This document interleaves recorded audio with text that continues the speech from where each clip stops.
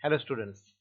आज मैं आपको कैंटरबरी टेल्स और कैंटरबरी टेल्स से पहले जो प्रोलोग लिखा गया था वो पढ़ाने जा रहा हूँ।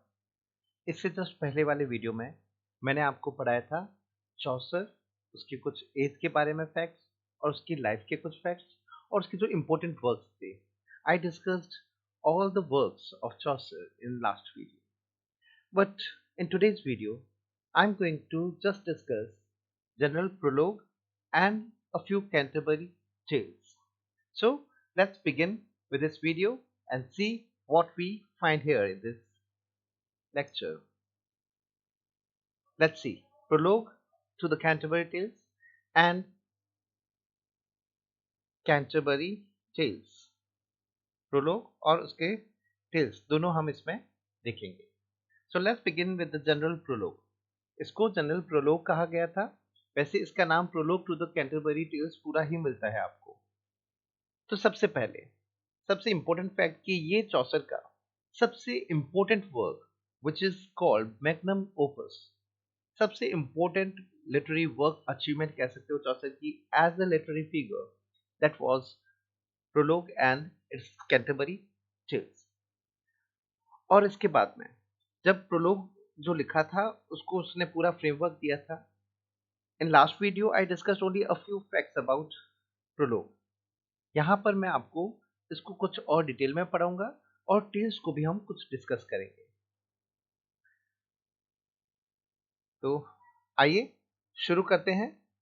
देखिए इसमें पूरा फ्रेमवर्क ये था कि कैंटरबरी टेल्स जो है उसको प्रोलोग दिया गया और टोटल टेल्स जो प्लान की गई थी वो ये प्लान थे that there were totally 29 pilgrims, ठीक है।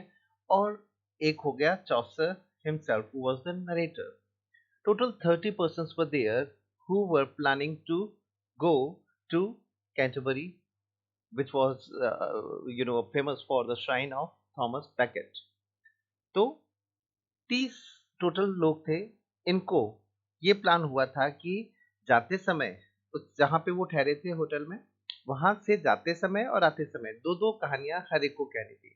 That means 4 tales each person और 30 टोटल थे लोग। So it was planned by Chaucer that he will write 120 tales in this Canterbury Tales. But because he could live no longer, so he his last tale which he wrote, that was the 24th one only. 24 he total लिख पाए, ठीक है। तो इनको हम कुछ discuss करेंगे। सबसे पहले the prologue introduces the framework of the story. क्या कहानियां ये क्यों कही जा रही है, इस प्रोलोग में ये बताता है writer. The pilgrims intend to visit the shrine of Thomas Becket. जितने भी पिलग्रिम्स ये तीर्थयात्री होते हैं वो इकट्ठे होते हैं कैंटरबरी में। कैंटरबरी से पहले एक होटल है वहां पर जहां पर उन्हें जाना है। कैंटरबरी में थॉमस बैकेट एक सेंट थे, उनके श्राइन पर उनको जाना था, ठीक है, जो साउथ वर्क में है। They stay in a hotel that we stayed in. Important है, याद रख लेना। Student, I tell you one thing, whatever the facts that you are going to have in this video, each and every fact is very important. हर एक fact important है, हर एक line important है। You may get question from any of the line of this video. So be very attentive while you are watching this video, and I also suggest you that you just make notes of this video also. It will help you a lot in further fast reading or just when you are revising your syllabus, it will help you a lot.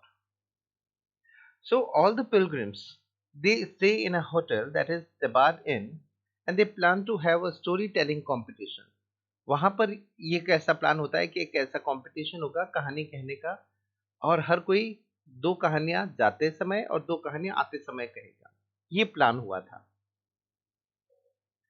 इस पूरे prologue में there are 858 lines, total 858 line थी। Chaucer जो है इसमें खुद narrator है, एक तरीके से स्पेक्टेटर भी कह सकते हो, नरेटर भी है। वो सब कुछ देख रहा है, वो हमें इसके बारे में बता रहा है कौन कौन वहां पे लोग इकट्ठे हुए थे, कैसे उनके कपड़े थे, कैसे उनके बोलचाल थी, किस तरीके से उनका नेचर था। Chaucer talks about each and every character who are present there in that Tabard Inn, और हर एक के बारे में बताता है। Basically Chaucer is trying to give us a cross section of society of 14th century। ठीक है, तो उस सोसाइटी के बारे में बताना है तो ही takes a character from all different walks of our life, चाहे वो रिलीजन हो, शिवलरी हो, या ट्रेड हो, कॉमर्स हो, आम जीवन से भी वो लोगों को वहां पे एक तरीके से फ्रेमवर्क में डालता है और उनके बारे में बताता है। The host at the inn is Harry Bailey. जिस टेबार्ड इन में रुके हुए वहां पे होस्ट कौन है? हैरी बेली। इस पे क्वेश्चन पूछा जाता है।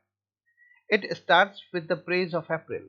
प्रोलोग जो स्टार्ट होता है वो स्टार्ट ही ऐसे होता है कि चौसर है वो अप्रैल मंथ की तारीफ करता है, which is a time of spring season, और वहां पर बहुत ही अच्छा मौसम है। तो चौसर ये कहता है कि ऐसे समय में इंग्लैंड के लोग हैं वो कहीं ना कहीं घूमने जाते हैं, तीर्थ यात्रा पे जाते हैं, और तीर्थ यात्रा में जाने के लिए ये सुटेबल सीजन है।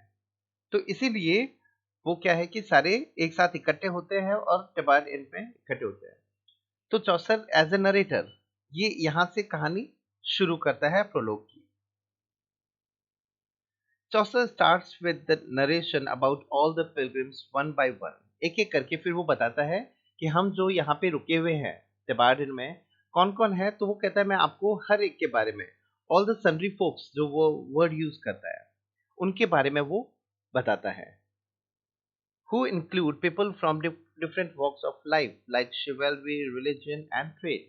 हर एक फील्ड से जो जो लोग वहां इकट्ठे हुए थे, Chaucer very minutely discusses the character, all the overall stature of those personalities। अब पिलग्रिम्स कौन कौन थे उसमें सबसे पहले night, square, yeoman, prioress, nun, monk, friar, merchant, clerk, sergeant of law, franklin, haberdasher, carpenter, weaver, dyer, tapestry, weaver, cook, shipman, doctor of physic, wife of bath, parson, plowman, miller, municipal, weaver, sumner, partner। तो इतने अलग अलग field के लोग हैं वो वहां पे इकट्ठे हुए हैं, और हर एक के बारे में चौसर इस प्रोलोग में डिस्कस करता है। All the tales are in verse. इस प्रोलोग के बाद में जब टेल्स लिखना राइटर शुरू करता है तो वो जितनी भी टेल्स लिखी थी total 24, out of this 24 22 tales are in verse जो पोइट्री में है, and 2 tales are in prose. ठीक है, while the parson's tale and the tale of Melibee, ये दोनों नोट कर लेना, first and second, parson's tale और टेल ऑफ मैलिबी ये दोनों प्रोज में है। बाकी सारी जितनी भी टेल्स थी, all the poems, all the tales are in poem, poetic form. Knight son is squire. ये इसमें अब थोड़ा थोड़ा कुछ कैरेक्टर्स के बारे में बात करते हैं। सबसे पहले नाइट के बारे में बताता है जो एक तरीके से who was the last person to have some chivalric qualities or the we can say the qualities that an ideal knight must have। So he is the last person from that category who has such qualities of a knight। उसके बाद में next generation में square है जो night का बेटा है, is 20 years old। He has been called lover and lusty person, ऐसा उसमें बताया गया है। He has been called as fresh as May। ये जितने भी लाइन बता रहा हूँ ना इन पे क्वेश्चंस बनते हैं, तो ऐसा पूछा जा सकता है who has been called as fresh as May in the prologue to the Canterbury Tales। तो ऐसा एक बेसिक सामान्य सा क्वेश्चन किसी भी लाइन में ऐसे निकाल करके पूछ सकते हैं। मैं आपको कुछ बेसिक क्वेश्चंस बता रहा हूँ, but I suggest you strongly that this is a very important work from the point of view of our NET and SAT exam। I suggest you go through the original text once, so you will have all the facts about that work in your memory। So in case you don't have that much of knowledge from, you don't get that much of knowledge from my video, you will have a basic understanding of the work if you are going through the original text। A nun was in the group whose name was Madam Eglantine। इस पूरे group में एक none थी जिसका नाम था madam Eglantine. She would swear by saint Loy. अब मैंने कुछ एक फैक्ट्स लिए, सारी बातें नहीं बता रहा हूँ, पर वो जब भी कसम खाती थी तो वो सेंट लॉय की कसम खाया करती थी। She wore a brooch on which there was written. उसने अपने कपड़ों में एक ब्रूच पहना हुआ था जिसपे क्या लिखा हुआ था, एमोर विंसेट ओमनिया, that means love conquers all. ये भी इंपॉर्टेंट फैक्ट है। ऐसा पूछा जाता है कि एमोर विंसेट ओमनिया, ये जो ब्रूच है ये कौन से कैरेक्टर के पास होता है, ऐसा क्वेश्चन पूछते हैं, या ये कौन से कैरेक्टर से जुड़ा हुआ है। तो ये सारे फैक्ट्स, एक एक लाइन इसमें इंपॉर्टेंट होगी आपके लिए। आगे बढ़ते हैं। फ्रैंकलिन, उसको क्या कहा जाता है, एपिक्योर्स ओन सन। ठीक है, खाने पीने का बहुत शौकीन है ना, और हर तरीके से एंटरटेनमेंट उसको चाहिए। तो फ्रैंकलिन इस तरीके का कैरेक्टर है इसमें, और इसके बारे में ये जो फैक्ट है इस पे क्वेश्चन बनता है, who has been called Franklin Epicurus own son, है ना। तो जितने कैरेक्टर्स में किसको एपिक्योर्स ओन सन कहा गया है, तो वो फ्रैंकलिन हुआ। आगे, there was a doctor of physic. There was, एक मिनट उसको थोड़ा सा मूव करते हैं। There was a doctor of physic about whom Chaucer writes. इसमें एक डॉक्टर भी है जिसके बारे में एक जो इंपॉर्टेंट बात कही गई है, सिर्फ मैं वो बता रहा हूँ। For gold in physic is cordial, therefore he loved gold in special. ये किस कैरेक्टर के बारे में कहा गया है, ऐसा पूछा जाता है, तो इसीलिए यहाँ पर डॉक्टर इसका आंसर बनता है। तो ये फैक्ट आपको डॉक्टर ऑफ फिजिक के बारे में याद रखना है। Wife of Bath had 5 husbands in her life time. इसमें एक कैरेक्टर आती है जो जिसको वाइफ ऑफ बाथ कहा गया है। और wife of bath, actually bath एक जगह है जहां से वो औरत आई है, तो उसको वाइफ ऑफ बाथ कहा गया है। और इसके साथ ये है कि she had 5 husbands in her life time. तो 5 हस्बैंड्स थे और अब वो 6 के लिए ट्राई कर रही है, she is fishing for some new person as a husband. There was gap in her teeth. उसके दांतों में गैप था, इसीलिए चौसर उसको क्या कहता है, ये वर्ड जो है गैप टूथ बोला गया है। इसकी स्पेलिंग को हमें थोड़ा सा ध्यान में रखना पड़ेगा। ये क्वेश्चन भी पूछा जाता है किस कैरेक्टर के लिए चौसर गैप गैप टूथ जो ये वर्ड है वो यूज किया है। तो हमें वाइफ ऑफ पाथ याद रखना है इसमें। इस कहानी में एक मिलर और आता है, और वो मिलर क्या है, उसका जो पेशा कह सकते हो वो एक रेसलर भी है। तो ये क्वेश्चन पूछा जाता है, who is a wrestler out of these 4 characters of prologue. तो मिलर है वो रेसलर था। इसमें जो रीवे आता है ये क्या है, कारपेंटर है। आगे, Sumner had a red face and children were afraid of him. इसमें एक कैरेक्टर आता है समनर, जो समन भेजा जाता है ना कोर्ट चर्च से, है ना। तो वो समन भेजने वाला जो है वो समनर कहलाता है। उसका बिल्कुल रेड फेस था, और इस कारण से बच्चे भी उससे डरते थे। He would speak Latin phrase. उसको लेटिन कुछ कुछ पड़ी हुई थी, तो वो शो करता था कि उसे लेटिन आती है, और कई बार वो इस तरीके से ये फ्रेज जो है लेटिन की वो बोलता था, है ना, जिसका इंग्लिश ट्रांसलेशन है द क्वेश्चन इज। ठीक है, ये आप नोट कर लेना, इसका मतलब क्या है, द क्वेश्चन इज। और ये कौन बोलता है, समनर बोलता है। ये आपको याद रखना है। आगे बढ़ते हैं। Partner would sing come here and love to me. Partner के बारे में ऐसा कहा जाता है, वो हमेशा, ये पार्टनर का मतलब भी one who forgives for the sins that we have committed. Partner का काम ही था कि लोगों को एक तरीके से पेनेंस का काम करता था, कि किसी तरीके से लोगों ने कुछ गलत किया है तो उसका पश्चाताप करवाना, प्रायश्चित करवाने का काम करता था। और वो लोगों को कहा करता था कि मैं डायरेक्ट वहां से आया हूँ, उस चर्च से आया हूँ, और तुम मेरे पास आओ और मेरे क्लोज में रहो, I will pardon you. The best story teller was plan to give. अब पूरे ये जो कैरेक्टर्स है इनको ऐसा कहा गया था कि वे जाते समय 2 कहानियां कहेंगे और आते समय 2 कहानियां कहेंगे, और जो सबसे अच्छी कहानी कहेगा उस पर्सन को सारे जने मिलकर के एक मील देंगे अपनी तरफ से। तो the best story teller was plan to give a meal कर देना है यहाँ पे, बाय ऑल द पिलग्रिम, सारे मिलकर के उससे को एक अच्छा सा डिनर देंगे उनको। The merchant had forked beard. ऐसा पूछा जाता है, which of the character had forked beard. ठीक है, तो ये कुछ इंपॉर्टेंट फैक्ट्स जो मैंने लिए हैं, ये है prologue to the Canterbury Tales से, जनरल प्रोलोग से। इसको again I strongly suggest you just go through the text once. It will help you a lot. So just keep this thing in your mind that original text will also help you in your study. अब आगे बढ़ते हैं और हम एक एक करके tell को देखते हैं। चूंकि prologue is not a big deal, there are only 858 lines, so it will be easier for you to just go through the text. लेकिन अब सारी टेल्स पढ़ना मैं सजेस्ट नहीं करूंगा। मैं यही चाहता हूं कि इसके कुछ इंपॉर्टेंट फैक्ट्स पढ़ लो हर एक टेल के।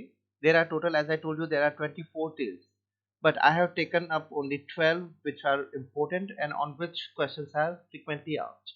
So I have taken only those stories, those tales, और उसमें भी I have not discussed all those stories or tales in detail.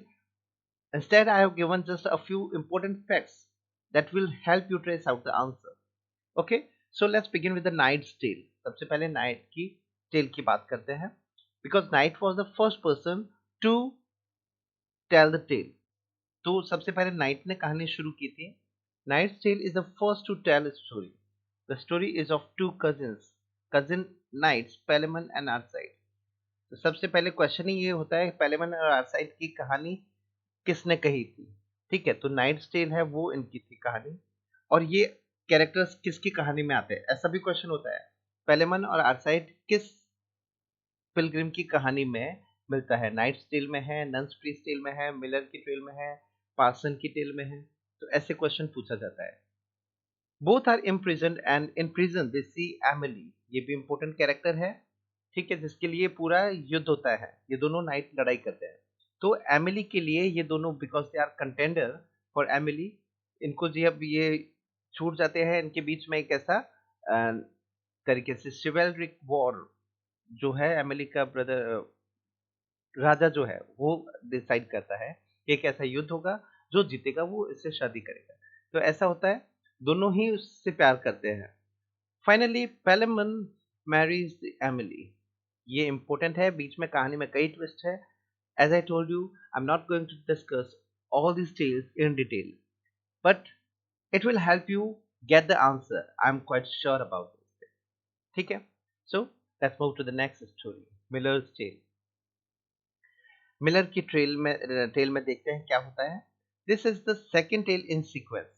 ये नाइट की टेल के बाद में this was the second tale, and Miller was the person who was chosen to tell the tale. Miller's name is Robin. Miller जो है उसका नाम क्या है? रॉबिन है। Miller tells the tale of a carpenter. अब यहाँ पे थोड़ा सा आपको देखिए, कारपेंटर के बारे में है, और एक तरीके से नाइट ने जो कहानी कही थी उसको रिप्लाई देने के लिए ये कहानी इसने कही थी, और उसमें ये कैरेक्टर लेता है कारपेंटर का। अब मिलर जो है, मैंने बताया था ना कि ये वास्तव में क्या है, रेसलर था, रॉबिन जो है, ठीक है, रेसलर था, और ये कारपेंटर पर कहानी कहता है। तो इससे भी जुड़ा हुआ एक फैक्ट है जो आगे आपको मिलेगा। तो कारपेंटर और उसकी यंग वाइफ, उसके बारे में ये कहानी है। कारपेंटर इज जॉन, ये भी याद रख लेना कि कारपेंटर वो है जॉन, उसकी वाइफ क्या है? एलिसन है। तो दोनों कैरेक्टर का नाम आ गए, कारपेंटर और उसकी wife, John and Alison. Alison has affair with the student Nicholas, ये थर्ड कैरेक्टर हो गया। तीन कैरेक्टर हो गए, John, Alison and Nicholas. John is a carpenter, Alison is his wife, and Nicholas who is a student, and Alison has affair with Nicholas. तो एक तरीके से कारपेंटर और उसकी वाइफ को जो क्या हुआ कि उसको बताने के लिए कि इनके बीच में ऐसा अफेयर था, कारपेंटर को कैरेक्टर को खराब बताया गया है। तो आने वाली कहानी इससे जुड़ी हुई है। The reeve who is originally a carpenter, reeve जो है वो ओरिजिनल में एक कारपेंटर है, वो इस कहानी को ऑब्जेक्शन करता है। He says that he is trying to sort of spoil the character of a carpenter. That's why he objects the story as it is an insult to the carpenters and their wives. वो कहता है कि ये तो एक carpenter की image खराब करने की बात हुई है। So he objected that this is wrong because Miller is trying to tarnish the image of a carpenter's profession and their personal lives. तो ये आपको याद रखना है कि मिलर की कहानी है। मिलर कौन है? रॉबिन है, और वो कहानी कहता है एक कारपेंटर और उसकी वाइफ के बारे में। कारपेंटर का नाम जॉन है, उसकी वाइफ का नाम एलिसन है। Alison has affair with a student called Nicholas, ठीक है। And Miller's tale is objected by Davy, ठीक है। ये कहानी है मिलर की। आगे बढ़ते हैं। अब इसके बाद में नंबर आता है रिवी का। He was the third one to tell the tale. This is the third tale in the Canterbury Tales, जिसमें रिवी का नाम क्या है? ऑसवर्ल्ड है। ये नोट कर लेना। ये जो रिव है इसका नाम क्या है? ऑसवर्ल्ड, ठीक है। जो ओरिजिनल में क्या है? कारपेंटर है, ठीक है। और इसी कारण से ये मिलर की कहानी का विरोध करता है कि ये कारपेंटर के कैरेक्टर को खराब बता रहा है। ही मॉक्स द मिलर्स प्रोफेशन। इसीलिए अब क्या हुआ, उसने कारपेंटर को बुरा बताया, तो अब ये क्या कर रहा है? रिवी क्या कर रहा है? ऑसवर्ल्ड क्या कर रहा है? वो मिलर के प्रोफेशन को गलत बता रहा है, ठीक है। क्योंकि मिलर का काम ही हुआ कि गेहूं पीसना वगैरह ये काम करता है। As a miller mocked the carpenter's profession, the miller is in the tale is Simkin. ये इंपॉर्टेंट है। मिलर इस कहानी में जो बताता है, रीव की कहानी है, ऑसवर्ल्ड की जो कहानी है ना, उसमें मिलर कौन है? उसका नाम क्या है? सिमकिन है। Who greens wheat and he bullies his customer. वो क्या करता है? ये मिलर है, सिमकिन। और उस कहानी में बेसिकली बस होता क्या है कि he is a bully and he's a cheat. He cheats people while grinding wheat and other grains. ये कहानी है रीव की। आगे बढ़ते हैं। Cock's tale, cook's tale. Cook की कहानी। इस कहानी में इन सारे जो जितने भी ये थे ना, हार्बिटेशर थे और ये जो इनके साथ में इनका कुक भी था, तो वो कहानी कहता है। और ये एक अनफिनिश्ड स्मॉल पोएम है which is only of 58 lines. The poem starts with a character named Parkin who is fond of drinking. ठीक है। कुक की कहानी में पार्किन कैरेक्टर आता है, ये आपको याद रखना है। This is the smallest poem in smallest tale in all these tales, and Parkin is fond of drinking. आगे बढ़ते हैं। Man of law's tale. Man of law इसमें कैरेक्टर आता है, उसकी कहानी ये इसमें है क्या? जॉन गोवर्स कन्फेसियो अमेंटिस और the chronicles of the Nicholas Trivet is considered the source of this story. अब ये कहानी जो मैन ऑफ लॉ बता रहा है, इसका सोर्स क्या है? ये गोवर की कन्फेसियो अमेंटिस से इंस्पायर्ड है। ऐसा माना जाता है क्रॉनिकल्स ऑफ निकोलस ट्रिवेट से ये इंस्पायर्ड है ये कहानी। It is the story of Constance. ये आप नोट कर लेना, इंपॉर्टेंट फैक्ट हो गया ये। Who is the daughter of emperor of Rome. Rome के एम्परर की बेटी है Constance. Her marriage is planned with the sultan on the condition that he will convert to Christianity. आई बात समझ में कि रोम का एम्परर है जिसकी बेटी है कॉन्स्टेंस, उसकी शादी होती है सुल्तान से, और जो एम्परर है वो ये शर्त रखता है कि वो सुल्तान है वो क्रिश्चियनिटी में कन्वर्ट हो जाए, ठीक है। अब कई जने उसके फैमिली में विरोध करते हैं, ऑब्जेक्ट करते हैं कि उसको ऐसा नहीं करना चाहिए, और उसको डिसवेड करने की कोशिश करते हैं कि वो ऐसा नहीं करे।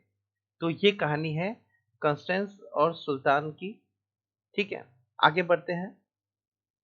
Wife of Bath tale. इसमें मैंने बताया ना कि बाथ एक जगह है जहाँ की एक औरत है और उसकी कहानी है ये। तो wife of Bath tale, this is the story of a night.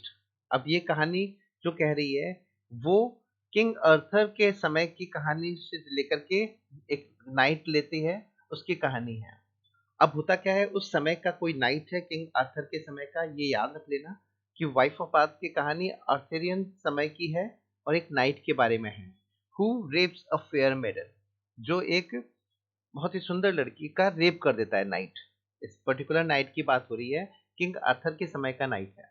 वो किसी एक सुंदर लड़की की का रेप कर देता है। होता क्या है कि उसको पकड़ लिया जाता है और उसको राजा सजा दे देता है मौत की। He is captured and condemned to death.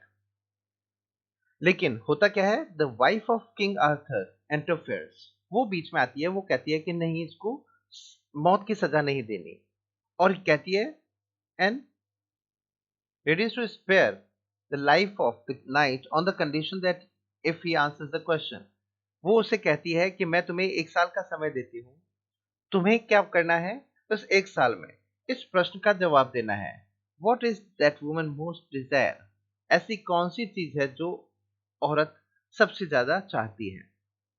कि तुम्हें एक साल का समय है और तुम्हें इसका जवाब मुझे लाकर देना है। होता क्या है कि पूरे साल भर वो नाइट है, इधर उधर घूमता है, पता करता है, हर तरीके के अलग अलग क्या है कि आंसर्स उसको मिलते हैं, बट उसको आंसर वो देना है जिससे वो क्वीन को, आर्थर जो मिलर है उसकी वाइफ को सेटिस्फाई कर सके और जिससे हर कोई एग्री हो। फाइनली होता क्या है कि उसको एक ओल्ड लेडी मिलती है और वो उसको इस कहानी का, इस प्रश्न का जवाब देती है। लेकिन वो जवाब देने से पहले वो भी एक शर्त रखती है कि जो मैं तुमसे चाहूं वो तुम्हें मुझे देना पड़ेगा, लेकिन मैं इसका सही जवाब दूंगी। और वो जवाब क्या है? The night finds the answer from N old lady and the answer is, ये आप नोट कर लेना, है ना, सॉवरेनिटी ओवर देयर हस्बैंड। कि एक औरत अपने जीवन में क्या सबसे ज्यादा क्या चाहती है? अपने पति पर आधिपत्य चाहती है। ठीक है, ये जब आंसर वो नाइट जाकर के आर्थर मिरर की वाइफ को बताता है, ठीक है, वहां पे जितनी भी औरतें होती है वो सारे इस आंसर से एग्री होते हैं। ठीक है, अब होता क्या है कि वो उसको फ्री कर दिया जाता है, but he is bound with the condition that that old lady put before that night. तो वो क्या डिमांड करती है कि वो कहती है कि मैं तुमसे शादी करना चाहती हूँ। ठीक है, तो अब वो, चूंकि उसने कह दिया था कि मैं तुम्हारी बात मानूंगा, तो वो उससे शादी कर लेता है। But he feels very dissatisfied because he marries an old lady. इस कहानी में ट्विस्ट आता है कि वो ओल्ड लेडी उससे पूछती है कि क्या तुम्हें एक सुंदर औरत जो अनफेथफुल है उससे पसंद करोगे, या एक बदसूरत औरत जो तुम्हारी फेथफुल है, लॉयल है, उसे पसंद करोगे? तो नाइट कहता है कि मैं लॉयल पत्नी को पसंद करूंगा, चाहे वो कैसे भी हो, दिखने में बुरी भी हो, but I will prefer a loyal wife. इस आंसर को सुनकर के वो ओल्ड लेडी बहुत खुश होती है and she converts into a very beautiful lady. तो ये कहानी है वाइफ ऑफ पाथ की। मैंने बताया था wife of path is the lady who is married 5 times, है ना, शी हैज 5 हस्बैंड्स। वो इस तरीके की कहानी बता रही है, आपको ये याद रखना है इस कहानी को। आगे बढ़ते हैं। Nuns priest tell. नन के साथ में जो प्रीस्ट है उसकी कहानी है। This is the story of cock and हैन, जिनका नाम क्या है? शॉन्टिक्लियर एंड पर्टिल्यूट। ठीक है, ये कॉकर हैन की कहानी है। It is a beast fable और मॉक एपिक है एक तरीके से, जिसमें इसको, जो शॉन्टिक्लियर है उसको ये लगता है कि उसको सपने में, है ना, सपना आता है और बुरा सपना आता है और उसको फील होता है कि कोई उसका पीछा कर रहा है, उसको मार देगा, है ना। The tale has 695 lines with the prologue and epilogue. इसमें प्रोलोग भी है इस कहानी में और एपिलोग भी है। और it's moral is never trust flatterer. कहानी में, अब जब कहानी आप पूरी पढ़ोगे तो उसकी फ्लैटरी करते हैं, जो शॉन्टिक्लियर है उसकी कहानी में है ऐसा कुछ कि वो उसकी फ्लैटरी करते हैं और फाइनली वो मर जाती है। तो इसीलिए इसका जो लेसन जो हमें मिलता है वो क्या है? Never trust फ्लैटरर्स। बेसिक आपको देखो, कुछ ऐसे फैक्ट्स ही आपको इसमें याद रखने पड़ेंगे। ठीक है, तो कहानी पूछा जाता है कि ये कहानी है जो किसने कही थी, तो नन्स प्रीस्ट टेल में ये कहानी है जिसमें एक प्रोलोग भी है, ठीक है, और साथ में एक एपिलोग भी है। ठीक है, इसका जो लेसन है, थीम कह सकते हैं, नेवर ट्रस्ट फ्लैटरर। नेक्स्ट है पार्सन्स टेल। ठीक है, सबसे इंपॉर्टेंट फैक्ट तो पहली लाइन ही है कि this tale is in prose. ये प्रोज में है कहानी, ये टेल और मेलिबी की कहानी है। These two tales are in prose. The subject of the tale is penitence. ठीक है, पेनिटेंस, अब इसमें कैरेक्टर भी है, ध्यान में रख लेना, ये कैरेक्टर भी है जिसको पर्सोनिफाई किया हुआ है। Is divided into 3 parts. ठीक है, और 3 पार्ट्स में है contrition of heart, confession of mouth and satisfaction. इसमें ये कैरेक्टर नहीं है, ये पेनिटेंस को पर्सोनिफाई किया हुआ है कि जो पश्चाताप हो गया उसको, जिसमें contrition of heart, confession of mouth और सेटिस्फैक्शन, ये 3 पार्ट में इसको बताया गया है पार्सन के टेल को, और ये प्रोज में है। ये इंपॉर्टेंट फैक्ट्स है इसके। आगे बढ़ते हैं। प्रायोरस टेल। प्रायरस की कहानी। The prioress is madam Eglantine. Madam Eglantine का नाम प्रायरस का नाम ये है। The story is of a child martyr killed by Jews. ये कहानी क्या है? एक चाइल्ड मार्टिर की है, एक शहीद है जिनको ज्यूज मार देते हैं। The story begins with the invocation to Virgin Mary. The story set in Asia. कुछ फैक्ट्स याद रख लेना कि जो प्रायरस की कहानी है वो एक चाइल्ड मार्टिर की है, वो इज किल्ड बाय ज्यूज, और ये कहानी में इन्वोकेशन होता है वर्जिन मैरी का, and this story is set in Asia. ठीक है, तो ये फैक्ट्स आपको इसके याद रखने हैं। आगे टेल ऑफ मैलिबी, मैंने बताया ना, this is the another tale that is in prose. This tale is in prose. The tale is about Malaby who is away from his house one day when three enemies of Malaby break into his house and beat his wife Dame Prudence. They kill their daughter also. कहानी में क्या है Malaby की? इसमें character है जिसका जिसका नाम है Malaby, और वो जब घर से बाहर होता है कुछ उसके दुश्मन है जो उसके घर में जबरदस्ती घुस जाते हैं और उसकी पत्नी को, डैम प्रूडेंस इसका नाम है, उसको क्या है कि बहुत ज्यादा पीटते हैं और उसकी बेटी को वो उसमें मार देते हैं। उससे जुड़ी हुई ये कहानी है। आगे बढ़ते हैं। पार्टनर्स टेल, है ना, पार्टनर की कहानी है। The tale has a prologue and a tale. इस कहानी में भी जैसे नन्स प्रीस्ट टेल में प्रोलॉग था, इसमें भी एक प्रोलॉग है। The prologue is in form of a confession.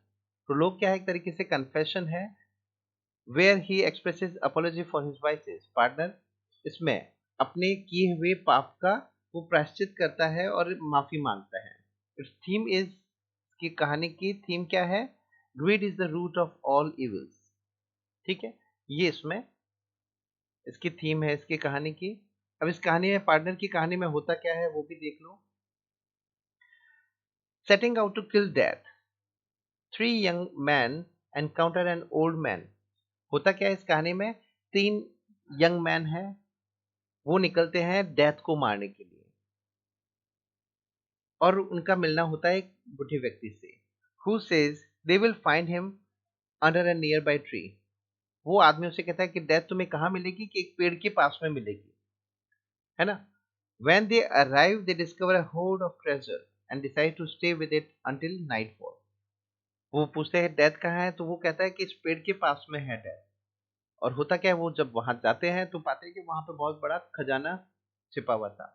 वो खजाना अपने पास ले लेते हैं और रात को वहीं निकालने की प्लान करते हैं, and carry it away under the cover of night, कि जब रात निकल जाएगी और वो उसको यहाँ से ले जाएंगे। आउट ऑफ ग्रीड, होता क्या है, लालच आ जाता है उन तीनों को, ठीक है, and they murder one another. वो एक दूसरे को उसमें सारा वो जो ट्रेजर है वो, जो तीनों पर्सन है वो चाहते हैं कि ये खजाना मैं ले जाऊं, तो इस चक्कर में वो एक दूसरे को मर्डर कर देते हैं। Here the theme becomes explicit that the greed is the root of all evil. जहाँ पे तीनों को बराबर हिस्सा मिल सकता था, लेकिन लालच हुआ कि ये सारा मैं रखूंगा, इस लालच में वो एक दूसरे का मर्डर कर देते हैं। That's how the story ends with the theme greed is the root of all evil. Next है फ्रायर्स टेल।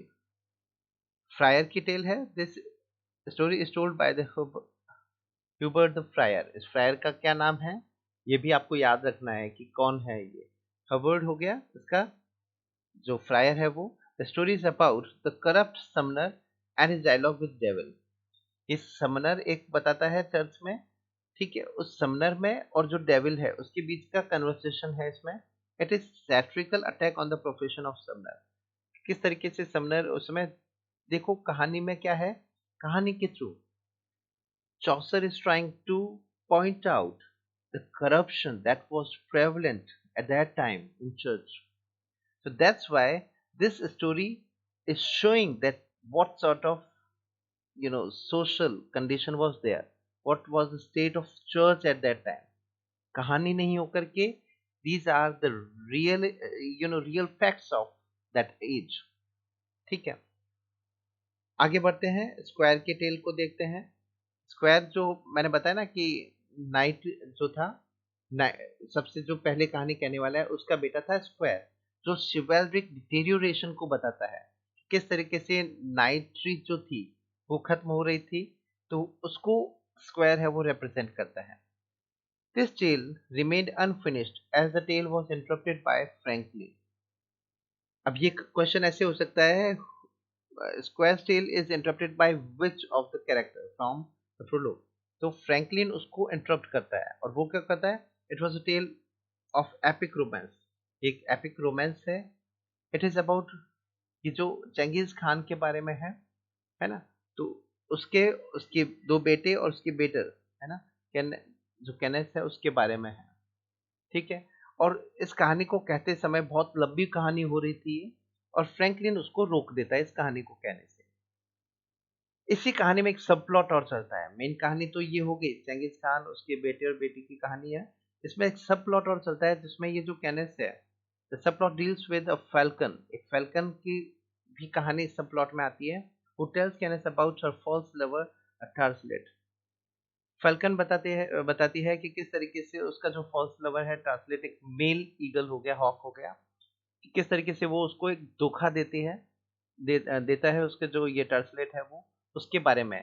तो फैल्कन है वो इसमें सारी कहानी केनेस को बताती है। तो कई बार ऐसा क्वेश्चन आता है कि जो टॉकिंग फैल्कन है वो किस कहानी में हमें मिलता है, तो वो स्क्वायर की कहानी में है। और basically he deals with the main story deals with Genghis Khan, his two sons and daughter Kenneth, उसकी ये कहानी है। So friends, this is all I could have for you in the prologue and the Canterbury Tales. Though, as I told you that I have taken only 12 tales, there are 12 more tales which we will have in another video. लेकिन अगर आपने यहाँ तक इतना कुछ पढ़ लिया है अच्छे से, तो आपको आंसर अटेम्प्ट करने में बहुत आसानी होगी। You will easily find out the answer out of the 4 options that will be given to you.